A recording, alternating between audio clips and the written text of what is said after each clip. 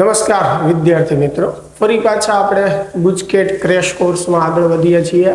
આજે આપણે ફિઝિક્સનું ગુજકેટનું 2024નું પેપર જે છે એ સોલ્વ કરવાના છીએ. ચાલો તો એની શરૂઆત કરીએ. આપણે સૌથી પહેલો MCQ જે છે કે વોટલેસ પ્રવાહ મેળવવા માટે AC સપ્લાય સાથે ખાલી જગ્યા જોડવામાં આવે છે. હવે વોટલેસ જે છે એટલે કે પાવર જે છે એ શૂન્ય હોય. હવે પાવર શૂન્ય હોય એની માટે આપણને ખ્યાલ છે કે માત્ર L ધરાવતો પરિપથ હોય, માત્ર C ધરાવતો અથવા LC, આ ત્રણ પરિપથ એવા છે કે જેમાં પાવર આપણને શૂન્ય મળે. તો એમાંથી આપણને આમાં ઓપ્શન આપેલો છે ફક્ત L, બાકી RC, RL કે ફક્ત R માં થવાનું નથી. બરાબર. ચાલો એની પછી જે છે બીજો પ્રશ્ન કે નીચેનામાંથી કયું એમ્પિયર મેક્સવેલ સમીકરણ દર્શાવે છે? તો હવે આપણને ખ્યાલ છે કે એમ્પિયર મેક્સવેલનું સમીકરણ જે છે એ સંકલન B.dl બરાબર μ0 IC પ્લસ ID આ રીતે છે. બરાબર. તો આમાંથી એવું જે સમીકરણ લાગતું હોય આપણે સિલેક્ટ કરવાનું રહે. સૌથી પહેલી વાત તો અહીંયા જેમ કે આ જે પહેલું સમીકરણ છે એમાં B.da છે એટલે નહીં આવે. બરાબર. બીજું આ સમીકરણમાં અહીંયા જુઓ ID ની આપણે કિંમત મૂકીએ. ID એટલે ε0 d phi E/dt થશે, એટલે કે એમાં વિદ્યુત ફ્લક્સનો ફેરફાર આવશે. તો અહીંયા ચુંબકીય ફ્લક્સ છે એટલે I નથી આવવાનું. બરાબર. ચાલો પછી આ સૂત્રમાં જુઓ અહીંયા E.dl છે તો એ નહીં આવે, તો એમનો ખ્યાલ આવી ગયો કે આપણો જવાબ આ જ થશે. છતાં તમે વેરીફાઈ કરી શકો છો. B.dl જે છે μ0 અંદર ગુણી નાખો, અહીંયા ID નું સૂત્ર મૂકી દીધું. બરાબર. એટલે આપણો ઓપ્શન જે છે એ સાચો B થશે. ત્રીજો પ્રશ્ન છે મોબાઈલ ફોન ધ્વનિ સંદેશા વ્યવહાર માટે ખાલી જગ્યાના રેડિયો તરંગોનો ઉપયોગ કરે છે. આ ચેપ્ટર 8નો પ્રશ્ન છે, થિયોરેટિકલ, એમાં લખેલું જ છે. બરાબર. UHF ultra high frequency. ચાલો સમતલ અરીસા માટે કેન્દ્ર લંબાઈ કેટલી હોય? સમતલ અરીસા માટે કેન્દ્ર લંબાઈ કેટલી હોય? અનંત હોય. પાવર પૂછો હોય તો શું આવે? શૂન્ય આવે. બરાબર. ચાલો એની પછીનો ક્વેશ્ચન છે હવાના માધ્યમમાં રાખેલ અને n બરાબર 1.5 વક્રી ભવનાંક ધરાવતા કાચની ગોલીય સપાટીથી અનંત અંતરે મૂકેલ વસ્તુનું પ્રતિબિંબ ખાલી જગ્યા અંતરે થશે. ચાલો ગોલીય સપાટી માટે આપણી પાસે સૂત્ર છે -n1/u plus n2/v is equal to n2 - n1/r. હવે અનંત અંતરે વસ્તુ મૂકી છે એટલે u બરાબર ઇન્ફિનિટી, એટલે આ પદ 0 થઈ જશે. n2 જે છે 1.5 થશે એના છેદમાં v, અહીંયા 1.5 - 1/r. બરાબર. વક્રી ભવનાંક n2 1.5 થશે, n1 એટલે હવાનો વક્રી ભવનાંક. બરાબર. તો શું થશે? 1.5 ના છેદમાં v બરાબર 0.5 એના છેદમાં r. આપણે જોતું છે v, તો v ને સૂત્રનો ગણતા બનાવીએ તો r અહીંયા ગુણાકારમાં જશે એટલે 1.5 ગુણ્યા r અને 0.5 જે છે એ છેદમાં આવશે. બરાબર. એટલે 5 તેરીને 15 એટલે આપણો જવાબ જે છે એ શું આવશે? 3r આવશે. r ગુણાકારમાં છે ને, તો ફાઇનલ આન્સર આપણો શું આવશે?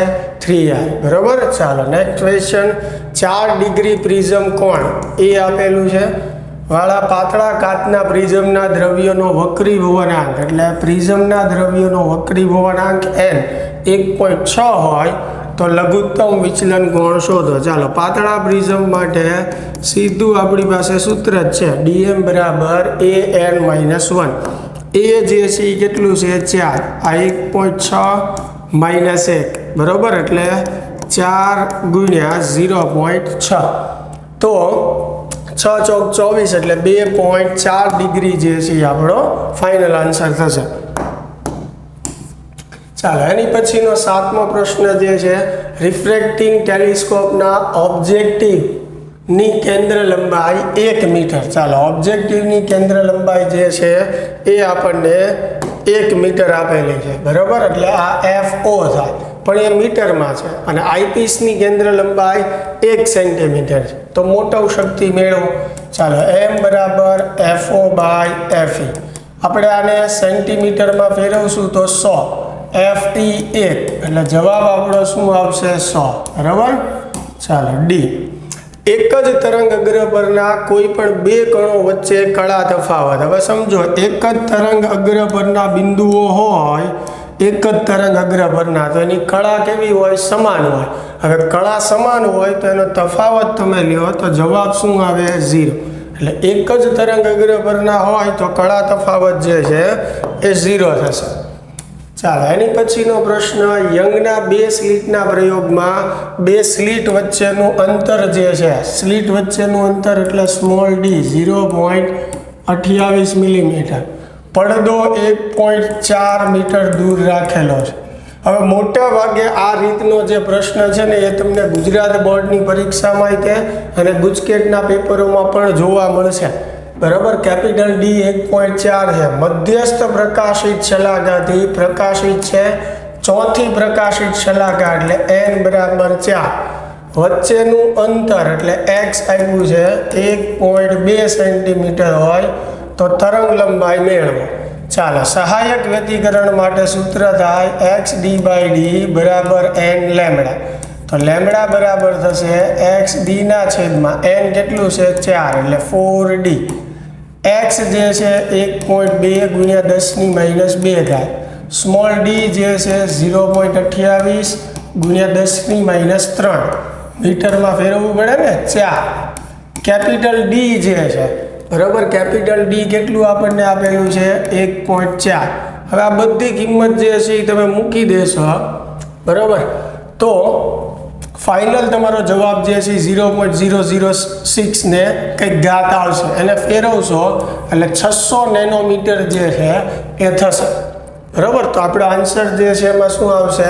600 નેનોમીટર બરાબર। એકવાર સાદુરૂપ આપીને ચેક કરી લેવાનું, મેથડ તો મેં શીખવાડી દીધી છે તમને। ચાલો એની પછીનો, કાચનો વક્રીભવનાંક 1.6 છે, પ્રકાશની કાચમાં ઝડપ કેટલી હશે? અને પ્રકાશની ઝડપ 3 ગુણ્યા 10⁸ આપી છે, તો સૂત્ર થશે v બરાબર c/n। c જે છે 3 ગુણ્યા 10⁸, વક્રીભવનાંક જે છે એ કેટલો છે? 1.6 બરાબર। તો 3 ભાગ્યા તમે 1.6 જે છે એ કરી નાખો, એટલે આપણો આન્સર જે છે 1.88 ગુણ્યા 10⁸ મીટર પ્રતિ સેકન્ડ, એટલે કે સી ઓપ્શન જે છે એ આવશે। ચાલો, ક્લિયર?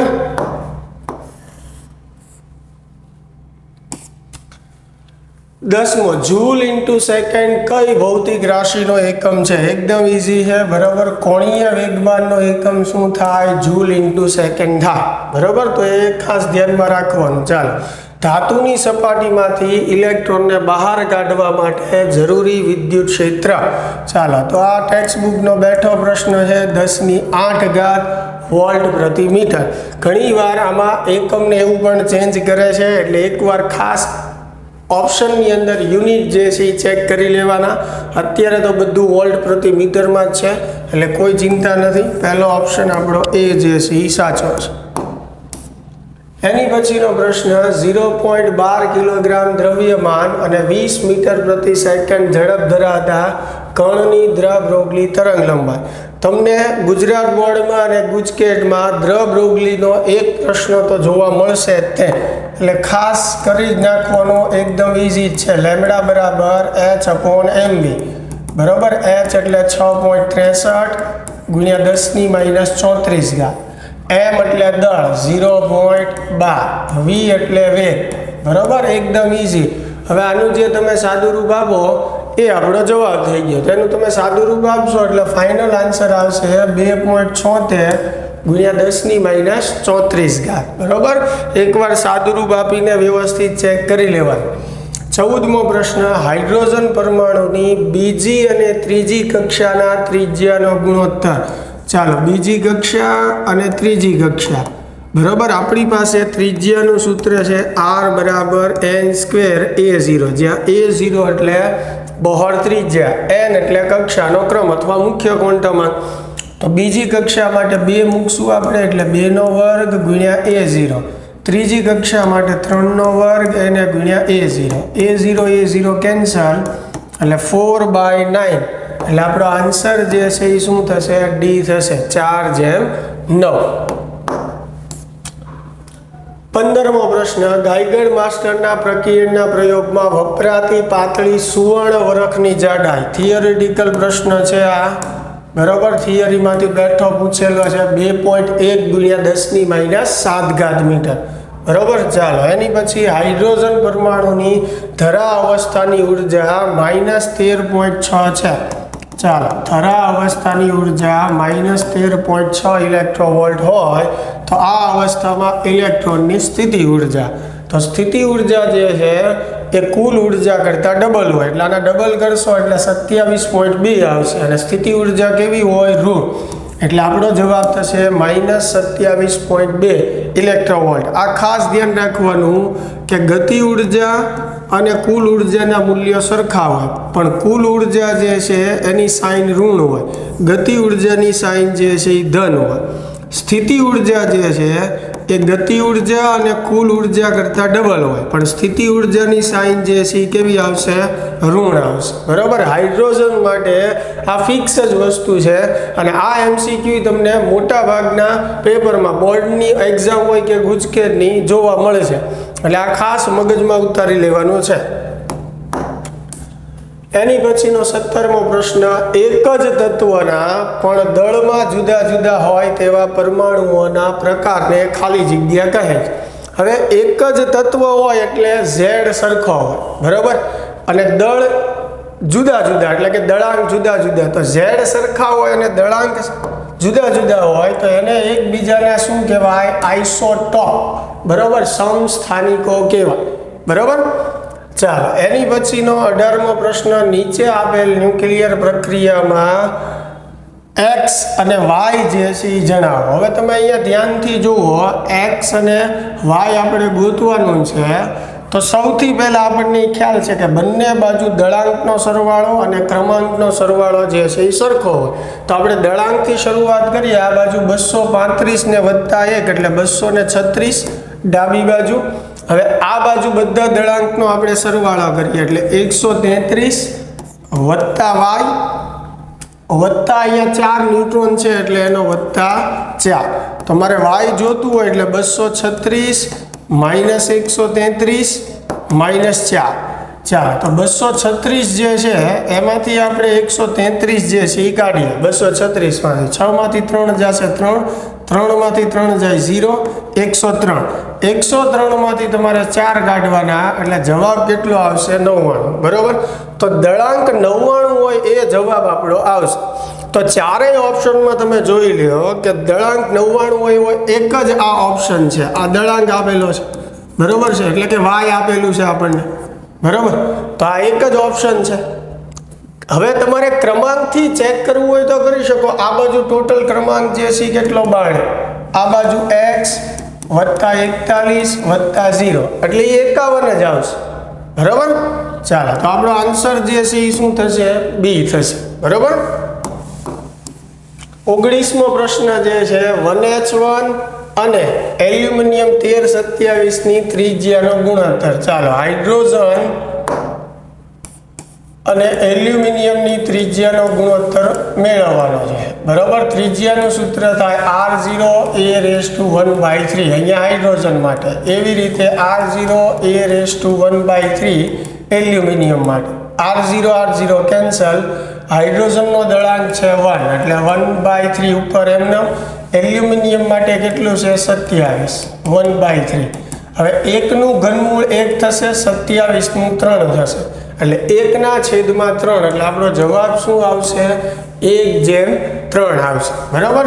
એની પછી શુદ્ધ અર્ધવાહકમાં કયા પ્રકારની અશુદ્ધિ ઉમેરવાથી પી પ્રકારનો અર્ધવાહક બને? તો આપણને ખ્યાલ છે કે પી પ્રકારનો અર્ધવાહક બનાવવા માટે આપણે ટ્રાયવેલેન્ટ અશુદ્ધિ જે છે એ ઉમેરવી પડે. હવે નીચે પેન્ટાવેલેન્ટ, ટ્રાયવેલેન્ટ એવું નથી લખ્યું, પણ નામ લખ્યા છે. તો આમાંથી આપણને ખબર હોવી જોઈએ કે કઈ ટ્રાયવેલેન્ટ અશુદ્ધિ છે. તો પહેલી જ તમે જુઓ, ઇન્ડિયમ જે છે જેને તમે આયન વડે દર્શાવો એ ટ્રાયવેલેન્ટ અશુદ્ધિ છે એટલે જવાબ આપણો એ આવશે.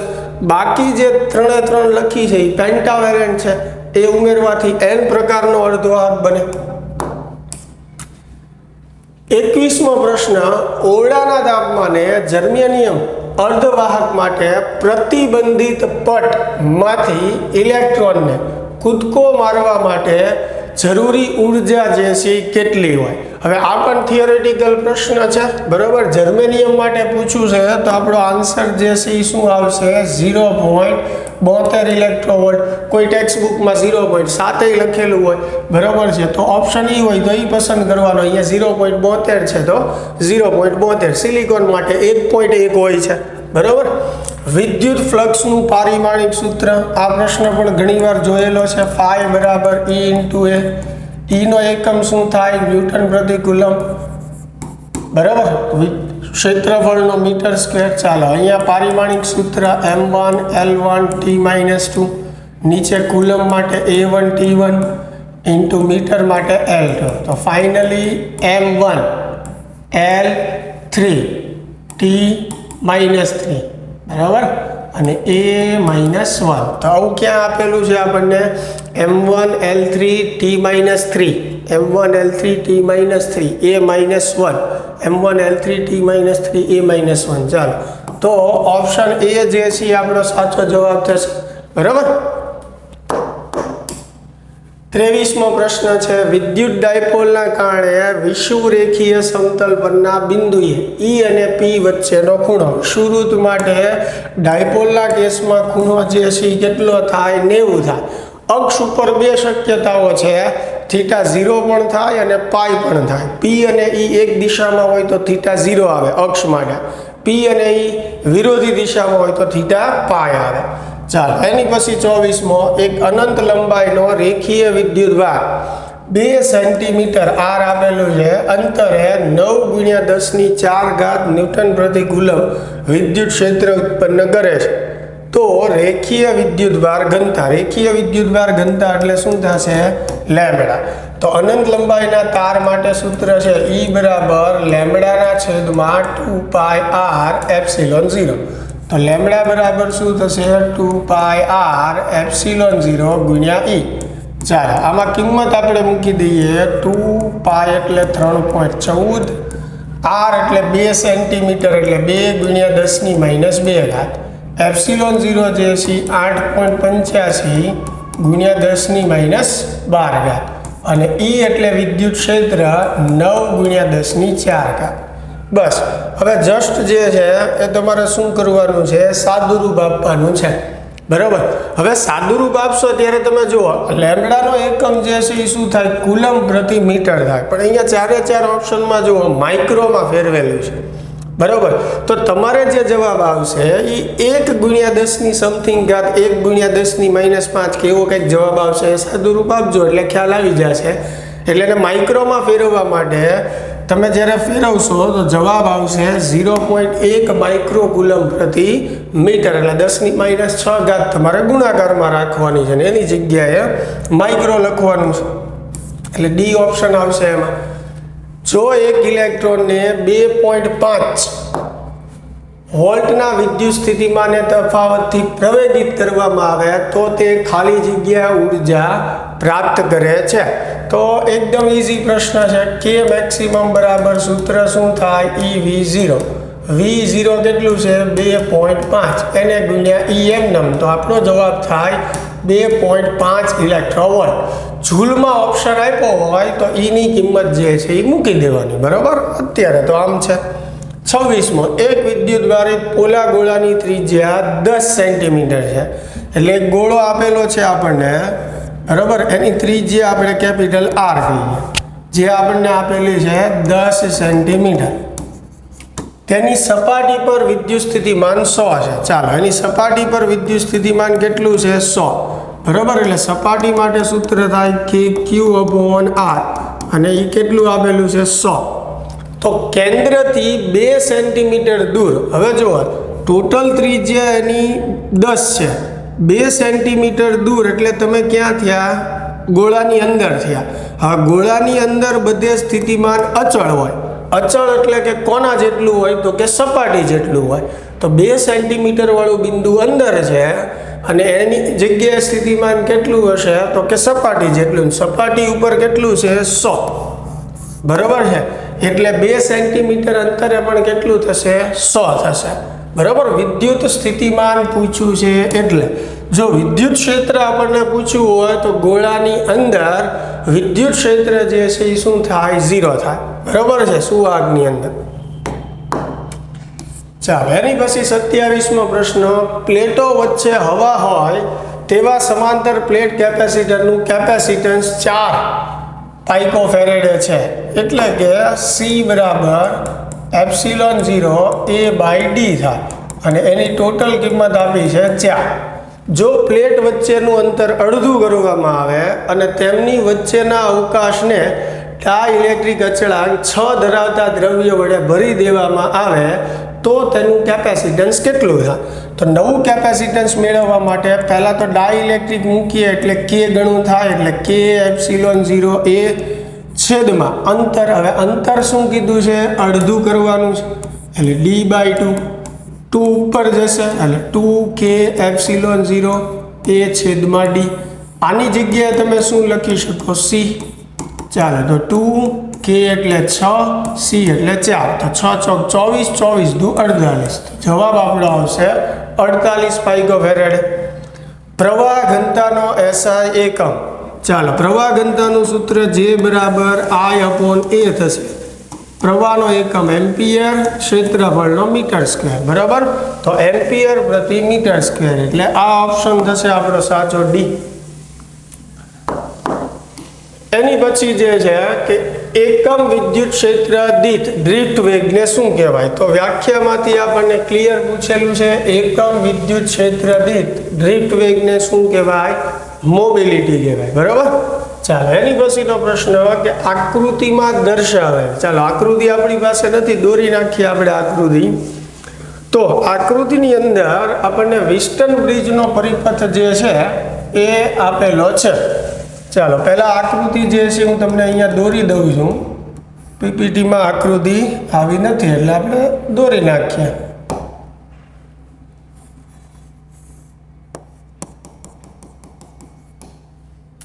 ચાલો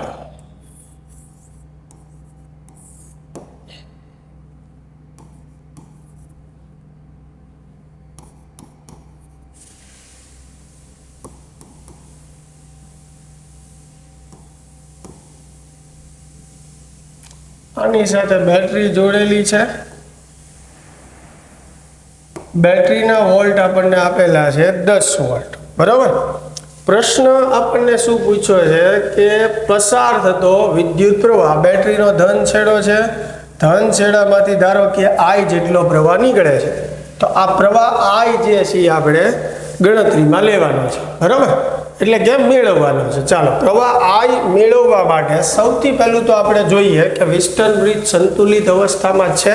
હવે સંતુલિત અવસ્થામાં છે કે નહીં ચેક કરવા માટે R1/R2 એટલે 2/4 એટલે 0.5. એવી રીતે R3/R4 4/8 એટલે એ પણ 0.5. ઓકે, તો વિસ્ટન બ્રિજ સંતુલિત અવસ્થામાં છે એટલે અહીંયાથી કોઈ પ્રવાહ પસાર નહીં થાય. એટલે જે પ્રવાહ આવશે I એમાંથી પ્રવાહ એક આમ જશે, એક નીચે તરફ. આ પ્રવાહ આવી રીતે નીચે ઉતરશે, આવી રીતે નીચે, અને બંને પાછા અહીંયા ભેગા થઈને ટોટલ I થઈ જશે. ચાલો તો સૌથી પહેલાં હું આ પરિપથનો સમતુલ્ય અવરોધ મેળવી લઉં. તો આ બે જે છે કયા જોડાણમાં છે? શ્રેણી. જો અહીંયાથી જે પ્રવાહ નીકળશે એ જ આમાંથી જશે એટલે 4 + 2 એટલે 6. એટલે આ બંનેનો સમતુલ્ય અવરોધ જે છે એ 6 થયો. એવી રીતે અહીંયા આ બંનેમાં પણ પ્રવાહ સરખો હશે તો 4 + 8 એટલે 12 થશે. એટલે નીચેનો જે ભાગ છે એનો અવરોધ કેટલો થશે? 12. હવે આ 6 અને 12 સમાંતરમાં થશે તો એનું સમતુલ્ય 6 × 12 છેદમાં 6 + 12. સમાંતર જોડાણમાં સૂત્ર શું થાય? R1/R2 છેદમાં R1 + R2. આવું સૂત્ર થશે ને, બરાબર. તો એ જ રીતે ઉપર ગુણાકાર, નીચે સરવાળો. ચાલો 12 × 6 જે છે એ 72 થશે, બરાબર. અને 12 ને 6 જે છે એ કેટલા થશે? 18 થશે, બરાબર. તો 18 × 4 = 72 થાય. તો અહીંયા જે છે સમતુલ્ય આપણો અવરોધ જે છે એ કેટલો આવશે 4 ઓહ્મ આવશે બરાબર।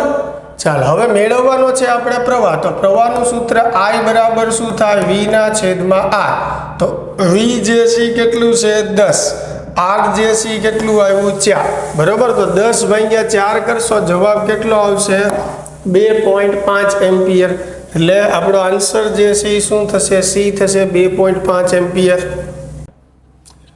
31મો જે છે એક ચાંદીના તારનો 27.5 ડિગ્રી સેલ્સિયસ તાપમાન એટલે આ T0 છે આપણી માટે અવરોધ જે છે 2.1 ઓહ્મ છે એટલે આપણી માટે R0 છે।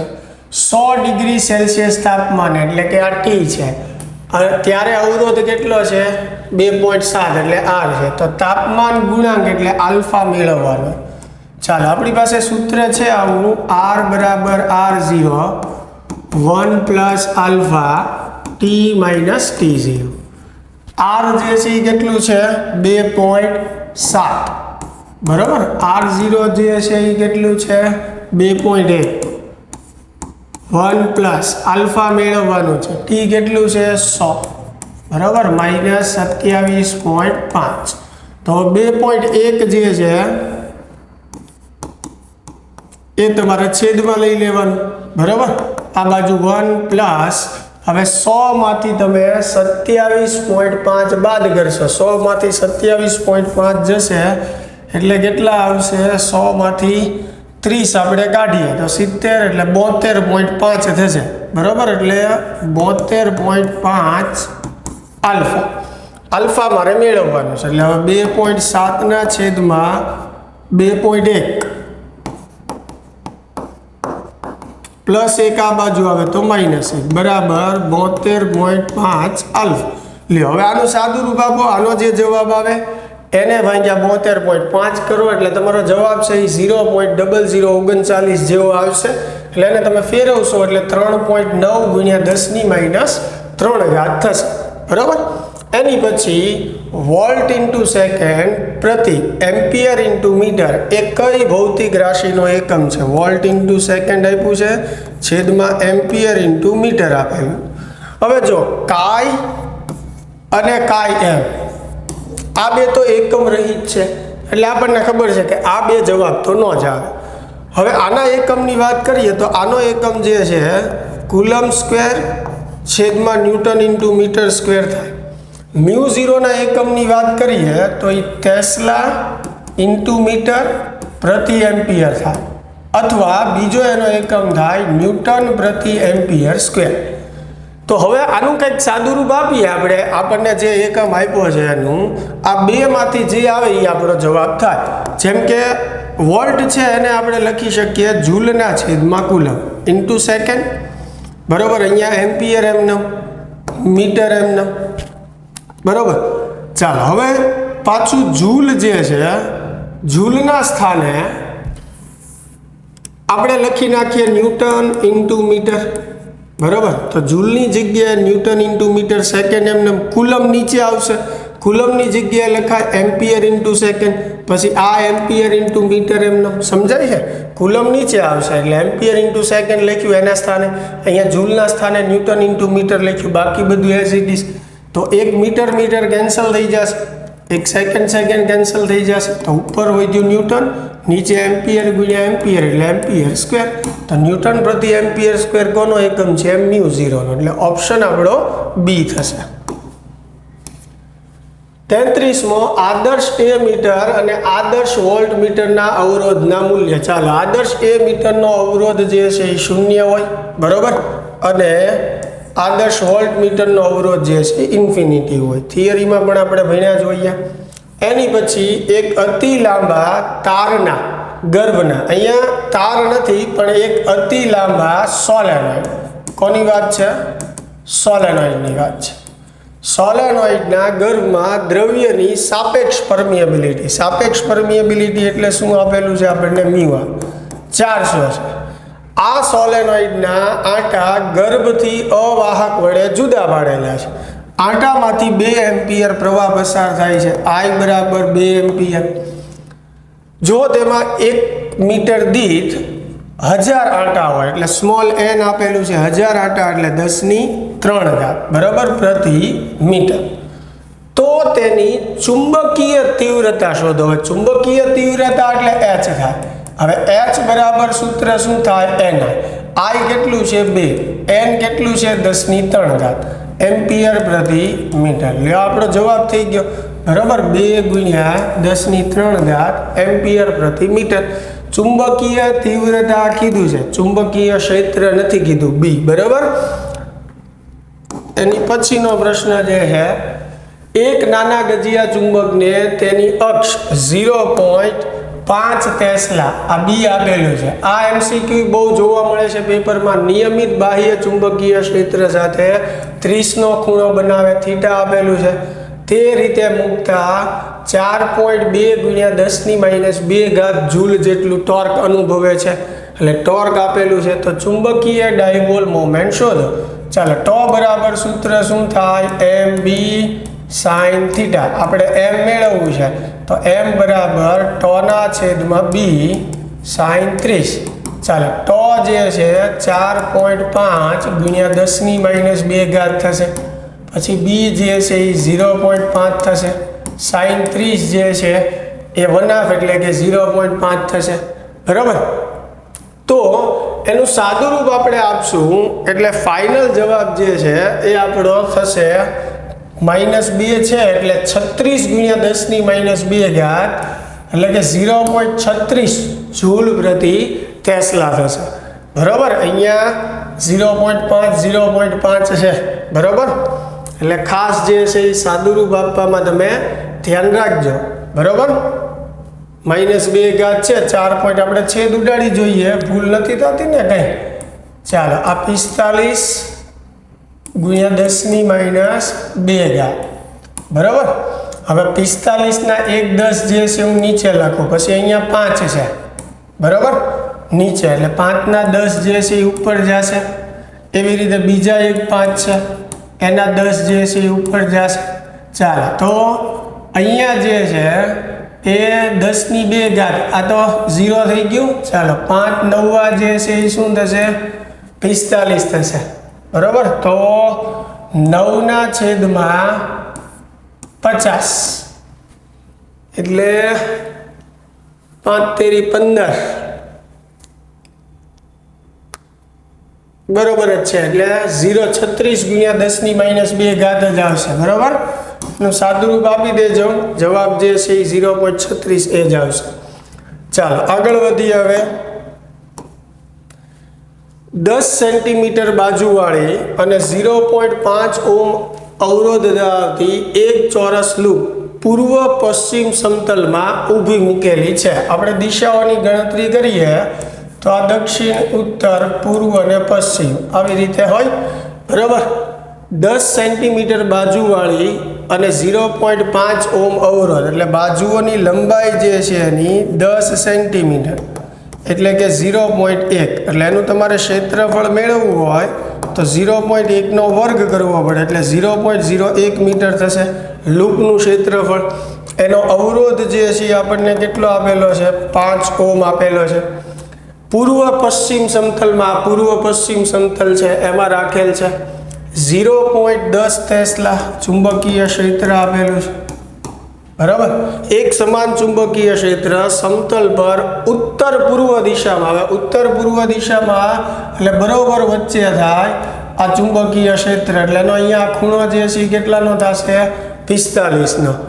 આ ચુંબકીય ક્ષેત્ર જે છે 0.70 સેકન્ડમાં, સમયગાળો આપ્યો છે 0.70 સેકન્ડ બરાબર, અચળ દરેથી ઘટાડીને શૂન્ય કરવામાં આવે છે. તો આ સમય અંતરાલ દરમિયાન પ્રેરિત વિદ્યુત પ્રવાહનું મૂલ્ય જે છે એ શું મેળવવાનું છે? આપણે પ્રેરિત વિદ્યુત પ્રવાહનું મૂલ્ય મેળવવાનું. ચાલો એની માટે પહેલાં EMF મેળવશું. E બરાબર સૂત્ર શું થશે? ΔΦ/ΔT બરાબર. હવે નિયમ પ્રમાણે લઈએ તો -ΔΦ/ΔT. હવે ΔΦ નું સૂત્ર શું થશે? ϕ2 -ϕ1 થશે બરાબર. ΔT એમ. હવે અંતિમ ચુંબકીય ક્ષેત્ર શૂન્ય કરવામાં આવે છે બરોબર છે, એટલે અંતિમ ફ્લક્સ જે છે એ શું થાય? 0 છે. એટલે આ પદ 0, માઇનસ નિશાની અંદર આપીશ તો અહીંયા મને મળશે φ1 ના છેદમાં ડેલ્ટા ટી. હવે φ1 એટલે ફ્લક્સનું સૂત્ર જે છે φ બરાબર શું થશે? NBA. બરોબર. હવે ખૂણો આપેલો હોય તો NBA cos θ લેવું પડે અને અહીંયા ખૂણો કેટલો બને છે? 45 નો. હવે n એટલે એક જ લૂપ છે તો એક જ આવશે, એટલે n નથી મૂકતા તો આનું સૂત્ર શું થશે?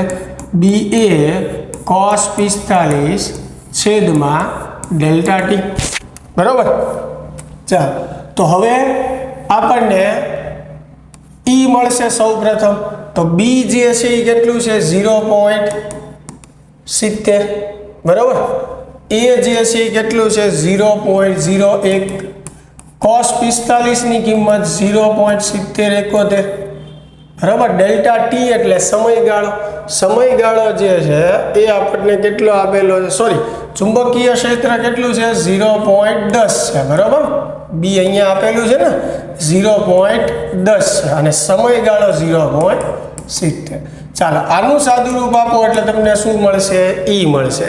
હવે ઈ મળ્યા પછી આઈ મેળવવા માટે આઈ બરાબર શું થશે? ઈ ના છેદમાં આર. તો ઈ તો અહીંયા આપણે મેળવું જ છે. આર એટલે અવરોધ 0.5. તો સાદુરૂપ આપશો એટલે જવાબ આવશે 2 મિલી એમ્પિયર, એટલે કે 2 ગુણ્યા 10⁻³ એમ્પિયર. બરાબર. નેક્સ્ટ ક્વેશ્ચન તરફ આપણે આગળ વધીએ. તો n આંટા ધરાવતા વાહક ગૂંચળામાંથી વહેતો પ્રવાહ I એમ્પિયર હોય ત્યારે ઉદ્ભવતું આત્મપ્રેરકત્વ L છે. હવે તેમાંથી પસાર થતો પ્રવાહ φI એટલે કે 5 ગણો કરવામાં આવે તો પ્રેરકત્વ કેટલું થાય? અગાઉ પણ 25ના પેપરમાં આપણે વાત કરેલી છે કે પ્રવાહમાં ફેરફાર કરવાથી આત્મપ્રેરકત્વમાં કોઈ ફેરફાર થતો નથી, એટલે જવાબ આપણો L જ આવશે. પહેલાં કેટલું હતું? L જેટલું, તો પછી પણ L જેટલું જ રહેશે. એની પછીનો 500 મિલી હેનરી ઇન્ડક્ટર, એટલે સોરી અહીંયા તમને પેપરમાં 50 મિલી હેનરી જે છે L જે છે 50 મિલી હેનરી, અહીંયા પ્રિન્ટ મિસ્ટેક છે ના, એક શુદ્ધ ઇન્ડક્ટરને 220 વોલ્ટના સ્ત્રોત સાથે, એટલે વોલ્ટેજનું RMS મૂલ્ય આપણને આપેલું છે 220 વોલ્ટ સાથે જોડેલ છે. જો સ્ત્રોતની આવૃત્તિ 50 હર્ટ્ઝ હોય એટલે F બરાબર કેટલું આપેલું છે? 50 હર્ટ્ઝ. તો ઓમેગા તમારે મેળવવું હોય તો 2πf થાય, એટલે 314 રેડિયન પ્રતિ સેકન્ડ થશે. બરોબર. તો પરિપથનો RMS પ્રવાહ તો બહુ ઇઝી છે. IRMS નું સૂત્ર શું થાય? VRMS by Z. હવે Z એટલે ઇમ્પિડન્સ, આપણી પાસે VRMS તો છે. હવે એકલો ઇન્ડક્ટર ધરાવતો પરિપથ હોય એ કેસમાં ઇમ્પિડન્સ જે છે એ કેટલું થાય? ઓમેગા L થાય. તો ઓમેગા આપણી પાસે છે, L આપણને આપેલું છે 50 મિલી, L ની કિંમત મૂકી દો VRMS, એટલે આન્સર જે છે આપણો કેટલો આવશે? 14 એમ્પિયર આવશે. બરાબર. LCR શ્રેણી પરિપથમાં અનુનાદની સ્થિતિએ પાવર ફેક્ટર કેટલો હોય? ચાલો, અનુનાદની સ્થિતિએ પાવર ફેક્ટર કેટલો હોય? 1. cos phi પાવર ફેક્ટરનું સૂત્ર શું થાય? R/Z. હવે અનુનાદની સ્થિતિએ Z કેટલો થાય? R જેટલો. R કેન્સલ, તો જવાબ શું આવે? 1. બરાબર. ચાલો, એક ટ્રાન્સફોર્મરમાં પ્રાથમિક ગૂંચળાના આંટાની સંખ્યા એટલે NP જે છે એ કેટલું છે? 100. અને ગૌણ ગૂંચળાના આંટાની સંખ્યા જે છે એ કેટલી છે? 200. 10 એમ્પિયર ઇનપુટ પ્રવાહ માટે એટલે IP આપેલું છે 10 એમ્પિયર. બરાબર. પ્રવાહ માટે આઉટપુટ પ્રવાહ જે છે એ કેટલો થશે? IS મેળવવાનું છે, એટલે આદર્શ ટ્રાન્સફોર્મર લઈને જ આપણે હાલવાનું છે. તો આપણી પાસે આવું સૂત્ર છે NP/NS ઇઝ ઇક્વલ ટુ શું થશે? IS ના છેદમાં IP. મારે જોઈએ છે IS, તો IS ને સૂત્રનો કરતા બનાવું તો NP ના છેદમાં NS ઇન્ટુ શું થશે? IP. ચાલો, NP જે છે કેટલું છે? 100. બરાબર. IP કેટલું છે? 10. નીચે NS કેટલું છે? 200. એક બિંદુ અહીંયા કેન્સલ, એક અહીંયા કેન્સલ, 2 × 5 = 10. ચાલો, જવાબ જે છે એ આપણો શું થશે 5 એમ્પિયર. તો ક્લિયર મિત્રો, આ આપણું ગુજકેટ 2024નું ફિઝિક્સનું પેપર હતું. આશા છે કે આ ખાસ આપણે જે પ્રશ્નો ગણીએ છીએ એ કોન્સેપ્ટ તમને ખૂબ મદદરૂપ થશે 2026ની ગુજકેટ આપવામાં. મળીએ હવે નેક્સ્ટ લેક્ચરમાં.